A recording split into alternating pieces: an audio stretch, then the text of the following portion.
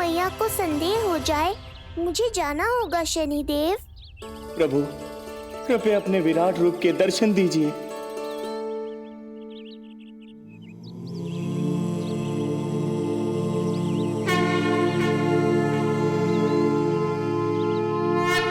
सशंख चक्रम सकिरीट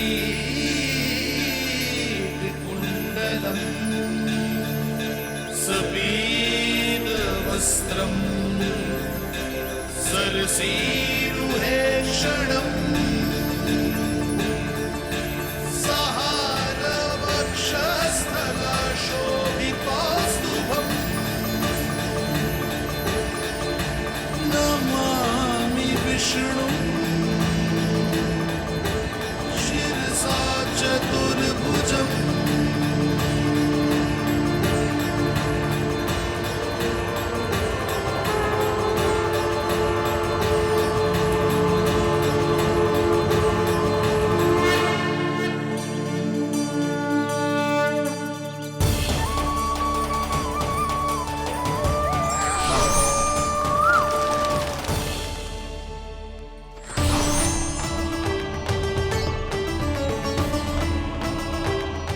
श्री हरि, मुझे पंछी की छाया।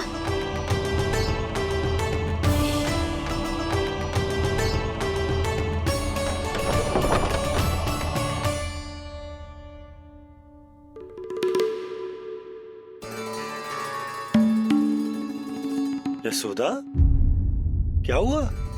क्या देख रही हो? जानवर को लगो जैसे लल्ला की ना कोई पंछी की छाया हो। पंछी?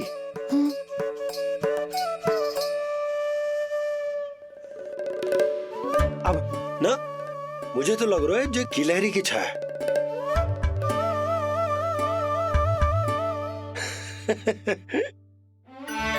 यशोदा, बालक नीलमणि है और बालकों वाले काम तुम कर रही हो। अरे प्रकाश और छाया से खेलने का काम लल्ला के लिए छोड़ दो। अरे परंतु ये देखो, झरोका खुलो है, ठंडी बयार चल रही है, लल्ला को ठंड लग जाएगी। बंद करो, जाओ। हाँ हाँ हाँ लल्ला, ए लल्ला।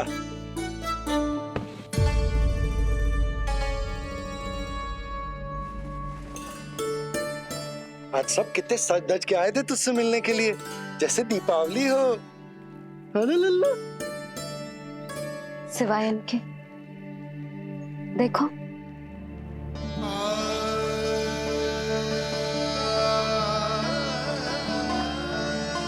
जब से चिच्ची मथुरा से लौटी है, इनका सजना सवरना सब छूट गया है। मैया, तब तो हमें अवश्य ही कुछ करना चाहिए। सुनो जी, हमें अवश्य कुछ करना चाहिए। जे इसे देखो, ना तो जे थको है, ना इसकी आंखों में नींद है। हो सकता है इसका भी मन हो अपनी बड़ी माँ से बात करने का।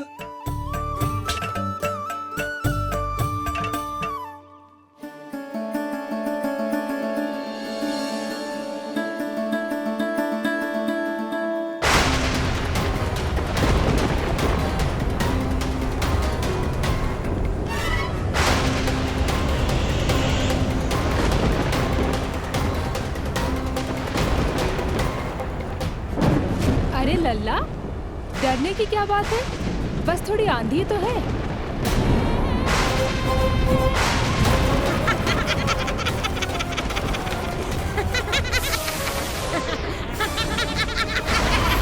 लल्ला, लल्ला, लल्ला, लल्ला।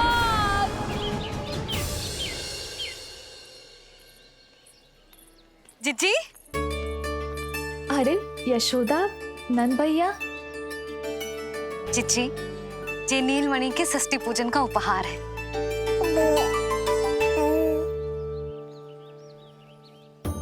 यशोदा, नंद भैया, मैं आप दोनों की भावनाओं का सम्मान करती हूँ।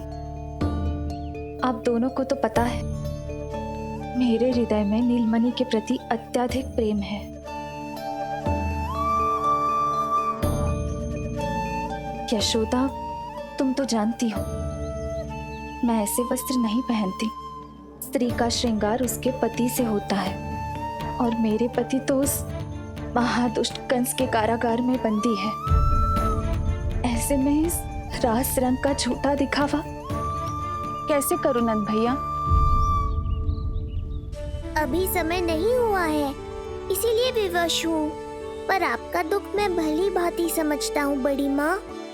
दिन रात ये भय लगा रहता है कि कभी भी उस कंस के सैनिक आएंगे और मेरे पुत्र को मुझसे दूर ले जाएंगे। इस आशंका में मैंने उसका बालपन भी खो दिया है। उस नन्हे से बालक को 4 दीवारों के भीतर बंद करके रखा है मैंने। थोड़ी देर और, बस तेरे बाबा अब भी आते ही होंगे।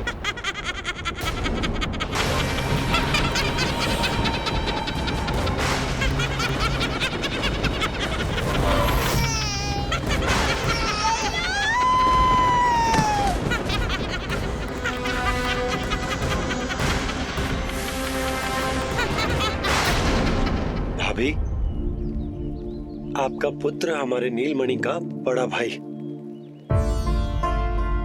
आप उसे खुली हवा में सांस लेने दें। मेरा विश्वास करें, आप दोनों गोकुल में पूरी तरह सुरक्षित हैं। चिच्ची, नारायण के घर देर भले ही है, किंतु अंधेर ना है। बस कुछ समय का कष्ट और है चिच्ची, फिर सब ठीक हो जाएगा। और ये देखो, नीलमणि स्वयं आओ है आपको उपहार देने के लिए। इसे भी मना करोगे आप? नीलमणि, बस आज हट मत करना। मैं तुम्हारी ताऊ जी से मिलूंगी ना, तब नए वस्त्र गहने सब पहनूंगी, साज श्रृंगार करूंगी, तब पूर्ण अधिकार से देना तुम अपना उपहार। किंतु आज नहीं। बड़ी प्रसन्नता की प्रतीक्षा में छोटी छोटी प्रसन्नताओं को त्यागना नहीं चाहिए बड़ी माँ। जीवन तो परमात्मा का उपहार है, उसे जीना चाहिए। चिच्ची, बड़ी प्रसन्नता की प्रतीक्षा में जीवन की छोटी छोटी प्रसन्नताओं का त्याग ना करना चाहिए। जीवन तो परमात्मा का उपहार है, जीवन तो जीना चाहिए। नंदराज, नंदराज, नंदराज, क्या हुआ? भोला, बंसी, तुम दोनों यहाँ? जी वो उपनंद जी ने कही थी कि आपको वार्षिक कर के बारे में स्मरण करा दूं, इसलिए हम दोनों चले आए। अरे हाँ, नीलमणि के आने की प्रसन्नता में मैं तो भूल ही गया था। अधिक देर होने पर कंस की दृष्टि में आने का संकट। कोई ना, मैं कल मथुरा जाकर कर जमा करा दूं। अरे किंतु कल तो लल्ला का पालना उत्सव है। सुनो जी, शीघ्र ही आना।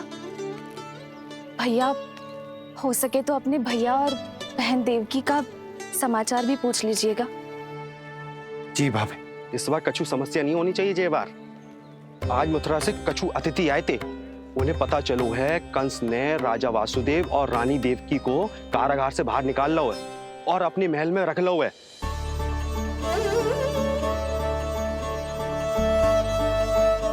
ये तो अत्यंत शुभ समाचार है।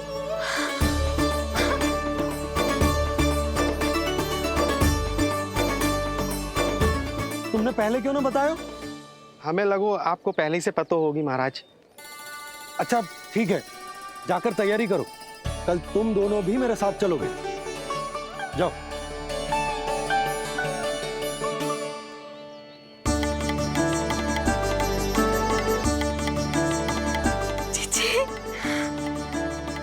भाभी, यशोदा ने कहा था ना कि नारायण के घर देर अवश्य, परंतु अंधेर ना है। प्रतीत होता है हमारा नीलमणि सबके लिए सौभाग्य लेकर आया है। सच्ची भाभी, नारायण का वरदान है जय बालक। भाभी, अब हमें चलना चाहिए। और हाँ, कल वसुदेव भैया और देव की भाभी से बिना मिले वापस ना आऊंगा मैं। उन्हें कह दूंगा और बता दूंगा कि कितना स्मरण करते हो आप उन्हें। चिच्ची, शुभ समाचार मिलो है। अब तो जो उपहार स्वीकार करना पड़ेगा। हाँ यशोदा, अत्यंत शुभ समाचार आया है और अपने साथ ही आशा भी लाया है कि अब शीघ्र ही उनसे मिलना संभव होगा।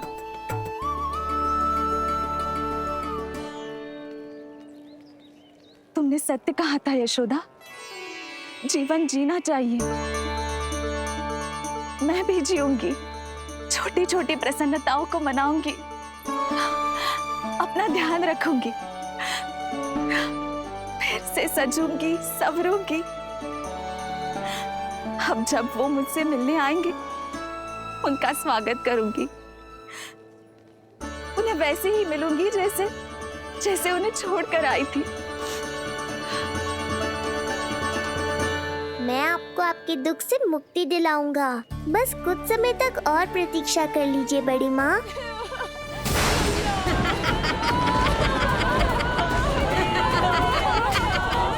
कब तक बचेगा शिशु विष्णु? आज नहीं तो कल तू मेरा निवाला अवश्य बन जाएगा। कल तुमसे भेंट होगी पूतना। कहाँ है तू शिशु विष्णु? शीघ्र ही तुझे आहार बनाऊंगी मैं। तुमने बहुत दुष्कर्म कर लिए पूतना। अब तुम्हारे आतंक का अंत करूंगा मैं।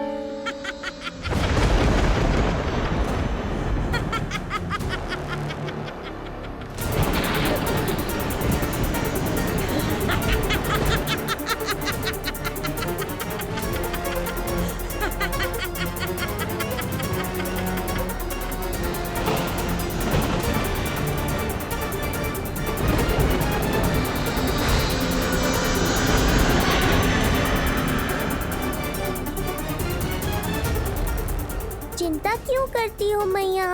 मैं हूँ ना।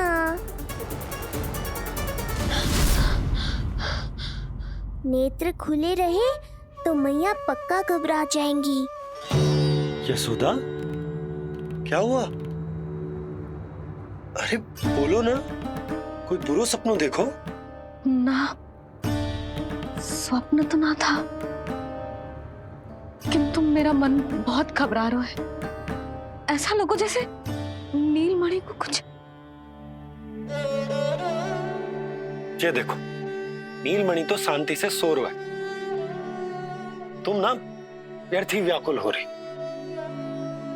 बाबा सही कह रहे हैं मैया, कुछ नहीं होगा मुझे। सुबह होने में अभी समय है। व्यर्थ की चिंता को झटक सो जाओ। अच्छा, ऐसे कैसे झटक दूं चिंता? नींद अचानक खुलो है मेरी। इसका अर्थ है अवश्य ही कोई बुरी दृष्टि है मेरे लल्ला पर।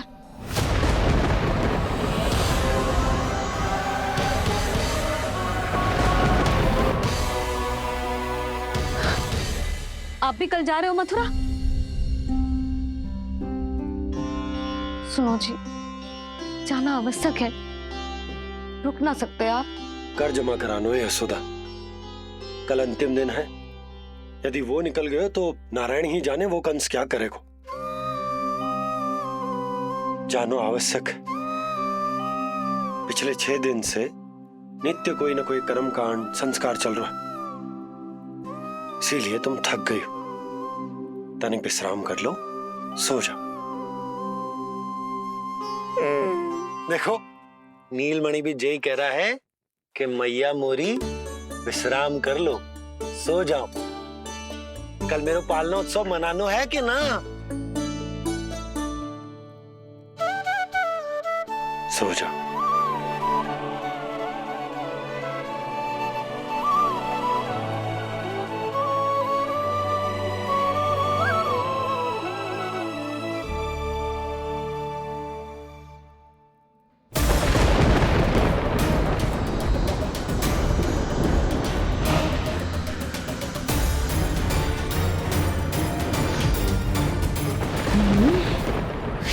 की गंध।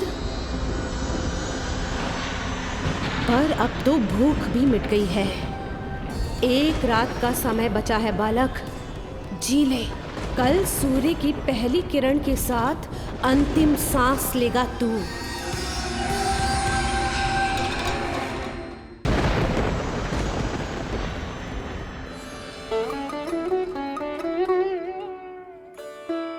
संतान के लिए मैया का कैसा अद्भुत प्रेम है ये।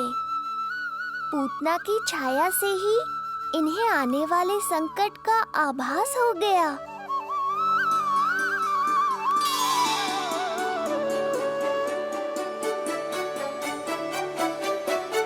जब कोई बैलगाड़ी से यात्रा करता है तो गाड़ी पर चढ़ते ही सामान की गठरी नीचे रख देता है। उसे पूरे समय अपने सिर पे ढोते हुए यात्रा नहीं करता।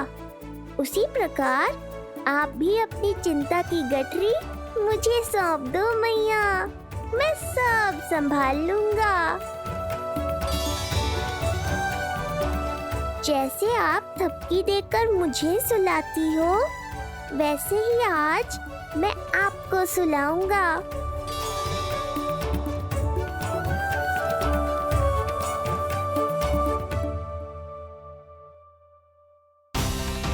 वचन देता हूँ मैया, जिसने आज आपकी निद्रा भंग की है, कल उसे चिर निद्रा में सुला दूंगा मैं।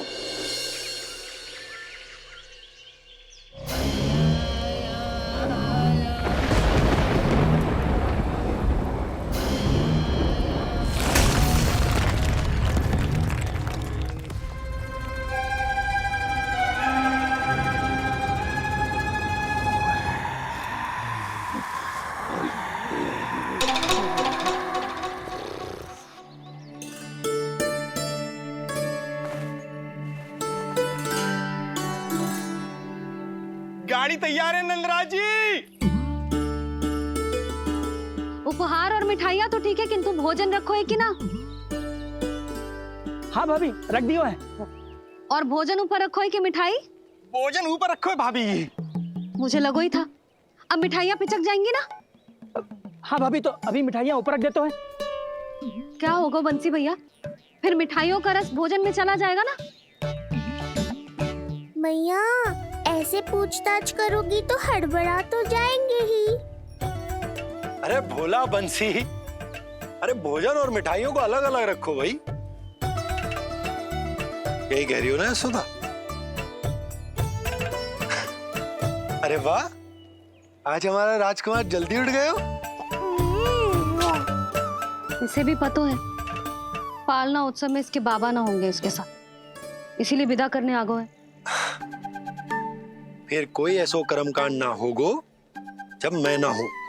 बस आज जाने दे लल्ला, सबको जाकर अपने हाथों से मिठाइयां भेंट करूंगा और सबको बताऊंगा कि इतना सुंदर, इतना प्यारा लल्ला का बाबा बन गया मैं।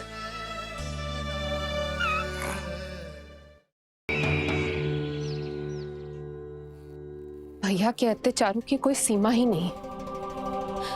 हमारे पुत्र को ढूंढने के लिए अब उन्होंने पूतना को आदेश दिया है। वो केवल महाभयंकर ही नहीं बल्कि मायावी भी है। हमें किसी भी प्रकार से ये सूचना गोकुल भिजवानी होगी। सत्य कह रही हो देवकी, मुझे भाई नंद को किसी भी तरह सावधान करना ही होगा, किंतु कैसे? हमारे लल्ला के बारे में जानकर सबसे अधिक कौन प्रसन्न होगा पता है? वसुदेव भैया। सत्य कहा आपने।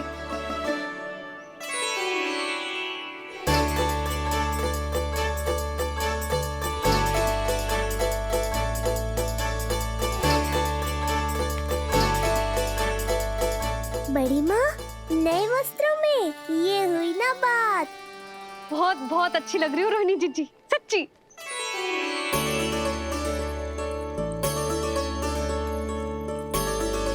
आपने जीवन में फिर से रुचि लेना आरंभ कर दियो है, ये जानकर वसुदेव भैया की प्रसन्नता दुगनी हो जाएगी। ये उनके लिए मेरे हाथों से बनाए पेड़े मथुरा के पेड़ों से भी अधिक प्रिय है उन्हें। और ये देवकी की नवजात कन्या के लिए कहिएगा केवल वस्त्र नहीं है, अपना आशीर्वाद भेजा है मैंने। जी। सच में यशोदा, नीलमणि एक आशा का दूत बनकर आया है मेरे जीवन में। नंद भैया उनसे ये भी कहिएगा कि मैं और उनका पुत्र हम दोनों ही यहाँ कुशल से हैं। अगर ईश्वर ने चाहा तो शीघ्र ही उनसे मिलना संभव होगा। वसुदेव भैया और देवकी भाभी से बहुत सारी बातें करनी, यदि विलंब हो जाए तो चिंता मत कर। जाने से पहले अल्लाह को हृदय से तो लगा लो।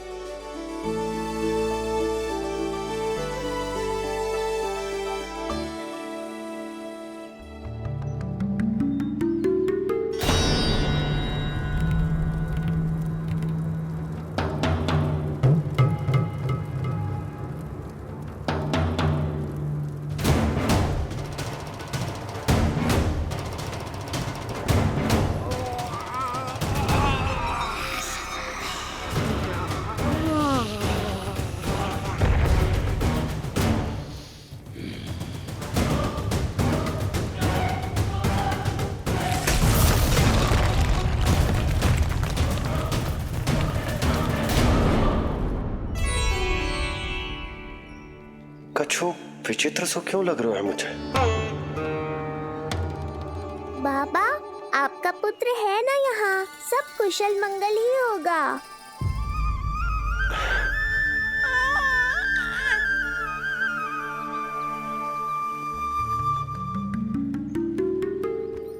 चलता हूँ।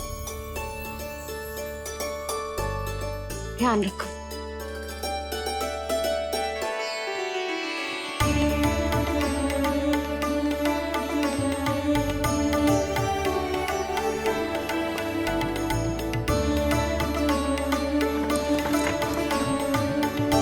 जय राम जी की। जय राम जी की।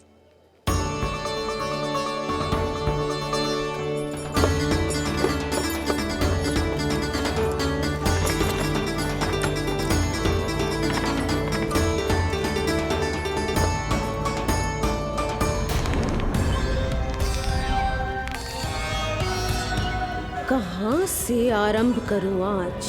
ब्रजपुरा, रानी घाट, देतिया, बरसाना या गोकुल?